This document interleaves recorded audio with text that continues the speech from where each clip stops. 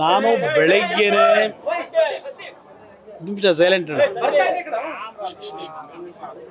ನಾನು ನೆನ್ನೆಯ ದಿನವೇ ಈ ವಿಷಯ ಮಾಧ್ಯಮದಲ್ಲಿ ಪ್ಲಸ್ ಇದನ್ನೇ ಒಂದು ದೊಡ್ಡ ಇಶ್ಯೂ ಮಾಡಲಿಕ್ಕೆ ಕಾಂಗ್ರೆಸ್ನವರೇನೋ ಎಲ್ಲ ರೀತಿಯ ಕುತಂತ್ರಗಳು ನಡೆಸ್ಕೊಂಡಿದ್ದಾರೆ.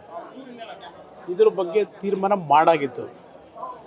ನಾಳೆ ದಿನ ಹುಬ್ಬಳ್ಳಿಯಲ್ಲಿ ಕೋರ್ ಕಮಿಟಿ ಸಭೆಯಲ್ಲಿ ರೆಕಮೆಂಡ್ ಮಾಡಿ, ಯಾಕೆಂದರೆ ಸಂಸತ್ ಸದಸ್ಯರಿಂದ ಡೆಲ್ಲಿಯಿಂದ ಮಾಡಬೇಕು. ಆ ದೃಷ್ಟಿಯಿಂದ ದೇವೇಗೌಡರಿಗೆ ನಾನೇ ಮನವಿ ಮಾಡಿದ್ದೆ. ಅವರು ಸಹ ಅವರಿಗೆ ವಿಷಯಗಳು ಗೊತ್ತಿಲ್ಲ, ನನಗೂ ಗೊತ್ತಿರಲಿಲ್ಲ.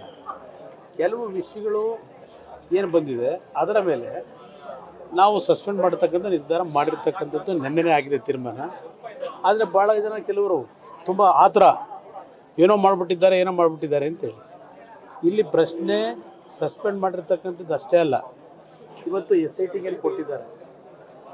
ನನ್ನ ಅಭಿಪ್ರಾಯದಲ್ಲಿ SIT ಜೊತೆಗೆ, ಏಕೆಂದರೆ SITನಲ್ಲಿ ಅವರ ಲಿಮಿಟೇಷನ್ ಏನಿದೆ, ಇಲ್ಲಿ ಹಲವಾರು ವಿಷಯಗಳು ತನಿಖೆ ಆಗಬೇಕಿದೆ. ಬೆಳಗ್ಗೆನೂ ಹೇಳಿದ್ದೇನೆ, ಇದು ಈ ಕ್ಯಾಸೆಟ್, ಈ ಪೆನ್ ಡ್ರೈವ್ಗಳು ಎಲ್ಲಿ ಸೃಷ್ಟಿ ಆದವು, ಇವರು ಯಾರು ನಿಮ್ಮ ಪ್ರಜ್ವಲ್ ರೇವಣ್ಣ ಅವ್ರದ್ದು ಏನಾದರೂ ಆ ರೀತಿಯ ವಾಸ್ತವಾಂಶ ಇದ್ದರೆ ಅವ್ರು ಮಾಡಿರ್ತಕ್ಕಂಥದ್ದು ಇಲ್ಲಿವರೆಗೆ ದೂರ ಯಾರೂ ನೇರವಾಗಿ ಏನು ಆಪಾದನೆ ಮಾಡಿಲ್ಲ ಪ್ರಜ್ವಲ್ ರೇವಣ್ಣ ಅವ್ರ ಮೇಲೆ. ಆದರೂ ಸಹ ನಾನು ನೆನ್ನೆನೇ ಹೇಳಿದ್ದೇನೆ, ತಪ್ಪು ಮಾಡಿದವನು ಉಪ್ಪು ತಿಂದವನು ನೀರು ಕುಡಿಲೇಬೇಕು ಅಂತ ಹೇಳಿದ್ದೇನೆ.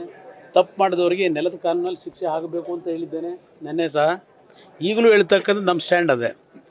ಈ ಇಶ್ಯೂನಲ್ಲಿ ಪ್ರಜ್ವಲ್ ರೇವಣ್ಣ ಅವರ ತಪ್ಪುಗಳಿದ್ದರೆ ಯಾವುದೇ ರಾಜಿಗೆ ಒಳಗಾಗ್ತಕ್ಕಂಥ ಪ್ರಶ್ನೆ ಇಲ್ಲ. ನಾವು ಯಾರೇ ಇರಲಿ, ತಪ್ಪುಗಳು ಮಾಡಿ ಇವತ್ತು ಕಾನೂನಿನ ಒಂದು ವ್ಯಾಪ್ತಿಯಲ್ಲಿ ಅವರು ಉಲ್ಲಂಘನೆ ಮಾಡ್ಕೊಂಡು ಮಾಡಿದರೆ, ಯಾರಿಗಾದರೂ ಬಲವಂತಗಳಾಗಿದ್ದರೆ ಆ್ಯಕ್ಷನ್ ತಗೊಳ್ತಕ್ಕಂಥದ್ದಕ್ಕೆ ನಮ್ಮ ಕುಟುಂಬದ ಸಂಪೂರ್ಣ ಸಹಮತ ಇದೆ.